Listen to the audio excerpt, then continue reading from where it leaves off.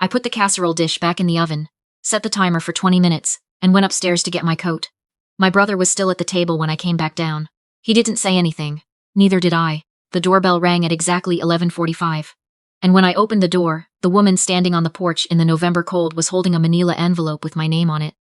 Not my brother's, not my father's. Mine. That was the moment everything shifted. But I'm getting ahead of myself. My name is Meredith, and I'm 32 years old. I grew up in a small town outside of London, Ontario. The kind of place where everyone knows your father's name before they know yours, and my father's name carried a lot of weight. He had been a municipal councillor for 11 years, knew every contractor, every lawyer, every judge in the county. He was the kind of man who walked into a room and immediately started tallying who owed him a favor and who he hadn't collected from yet. Growing up, I thought that was just how adults worked. It took me a long time to understand that most people don't live that way. My brother Theo, not the Theo from anything else, just my brother, is 3 years older than me. He moved to Calgary after university and came back for Christmas, Thanksgiving, and whatever else required him to make an appearance. He married a woman named Petra, who I have nothing against personally, but who seemed to believe that showing up somewhere was the same as contributing to it. Together, they had a way of filling a room with themselves and leaving everything else feeling slightly smaller. Our grandmother lived in a white clapboard house on the edge of town, the kind with a wraparound porch and a screen door that never quite closed flush. She had lived there since before I was born. Her name was Lorraine, and she was my mother's mother, which meant my father tolerated her the way he tolerated everything on my mother's side, with a thin, practiced politeness that fooled most people. It never fooled me. It never fooled her, either. Gran had a habit of sitting with you in silence until you said what you actually meant. She could wait longer than anyone I've ever known. When I was 16 and failed my math exam and told her I was fine, she just sat across from me at her kitchen table and poured us both more tea and waited. I broke inside of 4 minutes. She had that quality, the kind of patience that was really just love wearing a different coat. I had been living in London for the past 4 years, about 20 minutes from her house.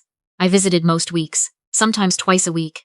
We'd have lunch, or I'd bring groceries, or we'd just sit and watch the birds she'd trained to come to her back feeder. My brother visited when he was in town. My father visited when he needed something. When he needed her signature on something. When he needed her to show up to something.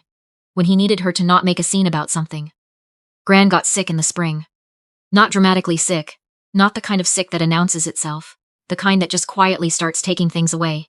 First her energy, then her appetite, then her ability to drive. By September she wasn't leaving the house much. By October she needed help getting to her doctor's appointments. I was the one who took her. My father called once to ask how she was doing. Once, my brother sent a card. I don't say this to be bitter. I say it because it matters later. The Thanksgiving weekend that year was the first time Gran hadn't hosted the dinner herself. We all went to my parents' house instead, which was my father's idea, presented as a generous gesture toward Gran, when really it was just easier for him. Gran sat at the table with the rest of us, smaller than she'd seemed a year before, her hands wrapped around a mug of chamomile, watching everything. My father sat at the head. My brother sat to his right, which was where he always sat. My aunt and uncle came from Kitchener, 2 cousins. My father's sister, who lived locally. 15 people in total, packed into a dining room that my father had renovated 3 years ago specifically, so it could hold large dinners, which he almost never hosted. I was in the kitchen finishing the gravy when my brother came in. He didn't offer to help. He poured himself more wine and leaned against the counter and said, "You know Gran's been talking to that notary again." I said I didn't know what notary he was talking about. He said, "The one on Dundas. She's been meeting with her a few times." Petra looked it up. I looked at him. "You had Petra look up Gran's appointments?" He shrugged in the way he always shrugged when he'd done something he knew he shouldn't have. "It's not a big deal. I'm just saying, if she's updating her will, we should probably know what's in it." I turned back to the stove. "She owns that house outright," he said. "And the property on the lake. I know what she owns. I'm just saying Dad thinks we should have a conversation with her, as a family. Before she does something impulsive." I put down the wooden spoon. "She's dying, Theo. Not going impulsive." He didn't say anything to that. He took his wine and went back to the dining room. Gran passed away in October, 3 weeks before her 79th birthday. She went quietly, in her own bed, in her own house, the way she'd told me she wanted to. I held her hand. My mother was there. My father arrived an hour later and immediately started asking practical questions about the funeral arrangements, and who was going to contact the funeral home, and whether it was better to hold the service on a Friday or a Saturday. My brother flew in the next day. He and Petra stayed at a hotel. The funeral was small and beautiful and very her. The minister read a passage she'd chosen herself, and someone played the hymns she'd asked for on an out-of-tune upright piano. and afterwards we had tea and butter tarts at the Legion Hall. And people told stories about her for 2 hours, and it was the most like her I'd felt since she'd gotten sick. And then it was over, and my father started calling lawyers. I found out about the will reading through my mother, who told me in a phone call that lasted about 90 seconds. Because my father had walked into the room, and she'd said she had to go. The reading was scheduled for the following Friday at a notary's office on Dundas Street. The same one my brother had mentioned. I drove myself.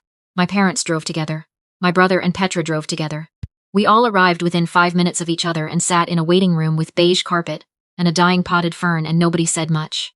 The notary's name was Gwen Hartley. She had gray-streaked hair pulled back and reading glasses on a chain around her neck, and the air of someone who had seen every version of this particular situation and was not going to be rattled by any of them. She brought us into the meeting room and sat up at the head of the table and opened the file in front of her and said, before she even began, "I want to note for the record that Lorraine arranged these documents herself, in consultation with me, over the course of several meetings this past spring and summer. She was of sound mind and full capacity at every meeting. I have notes from each session.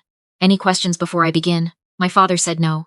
Gwen read. Gran had left her personal effects, the furniture, the dishes, the jewelry, the books, to be divided among family members according to a handwritten list she'd attached to the will. She'd left a modest cash gift to the Legion, to the church, and to a literacy organization in London she'd volunteered with for years. And then came the house.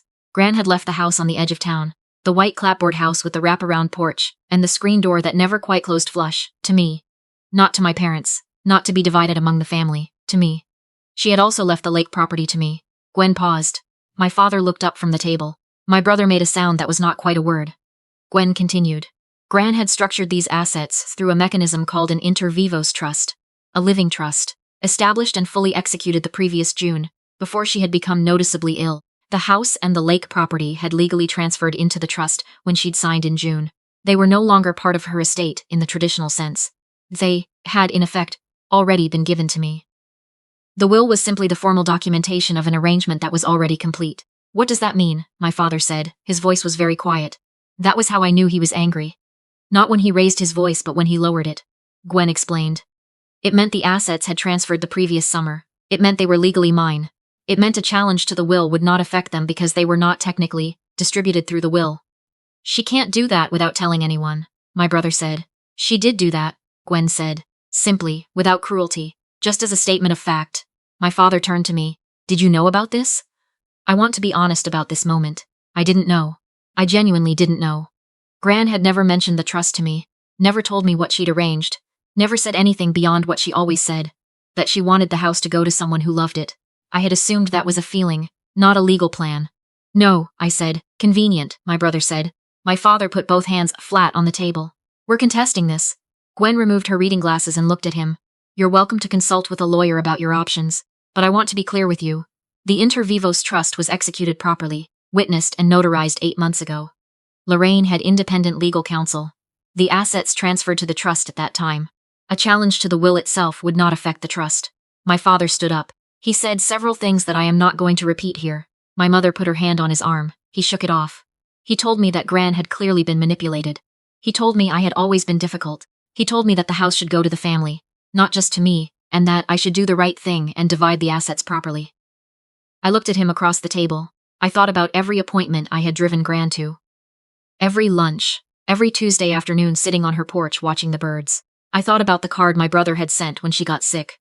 I thought about my father calling once. I said, "I think we're done here." I picked up my bag and I thanked Gwen and I walked out. It was a cold November afternoon in London, that particular grey that settles in around October and doesn't really leave until April. I sat in my car in the parking lot for a while. I didn't cry, which surprised me. I felt very still, actually, like something had been decided that had been undecided for a very long time.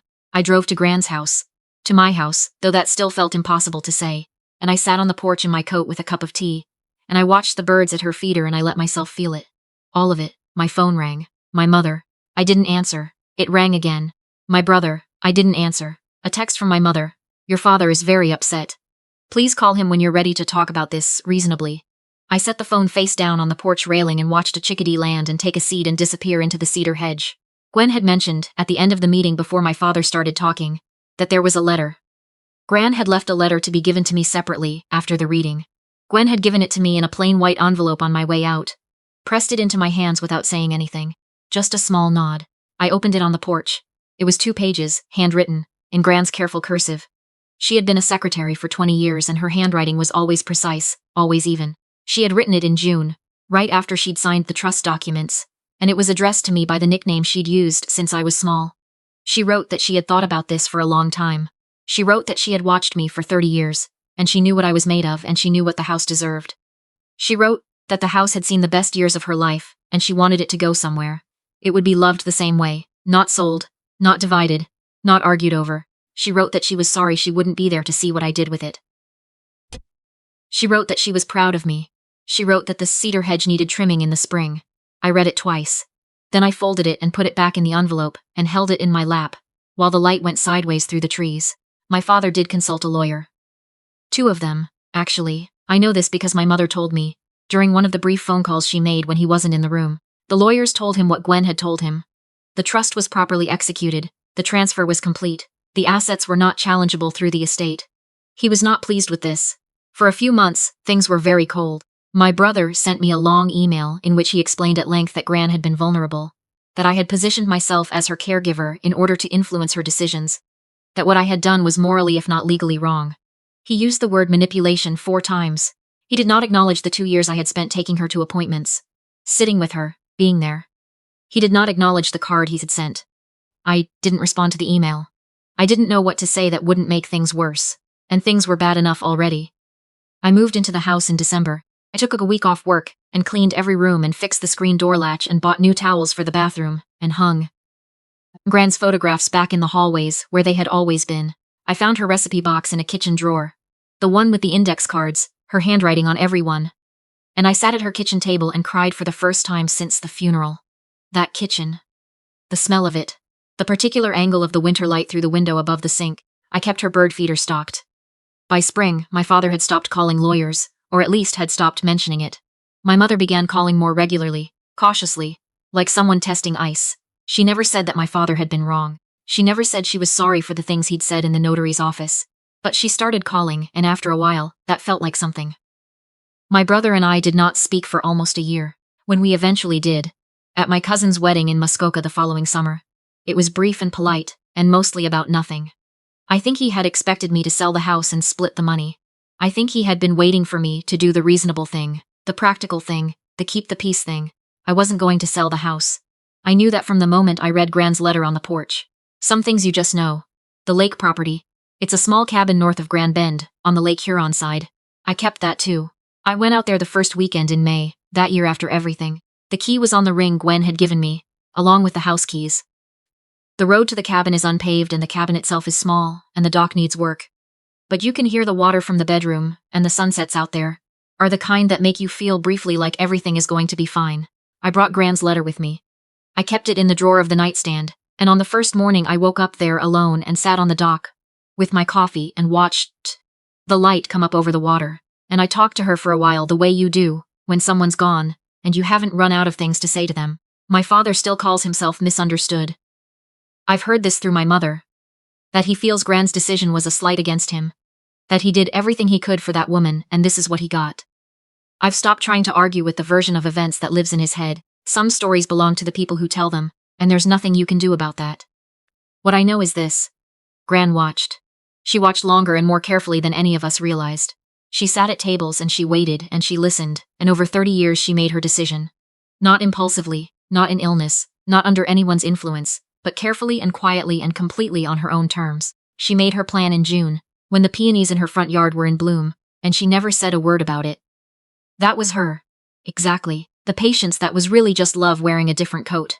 I trimmed the cedar hedge that spring, the way she asked. It took me 2 weekends and a borrowed ladder. It looks good now. The birds seemed to agree. Last month, I painted the porch railing. The same white it had always been, just fresh. I found the exact shade in the shed, a half-empty can she'd labeled in masking tape. Porch 2019. Of course she'd labeled it. Of course she had. I stood on the wraparound porch when I finished, with the smell of the paint still sharp in the air, and I looked out at the sharp in the air, and the seat and the cedar hedge, and the neighborhood going quiet, the way it does when September starts sliding toward October. It's my house now. It still surprises me sometimes when I say that, but it fits.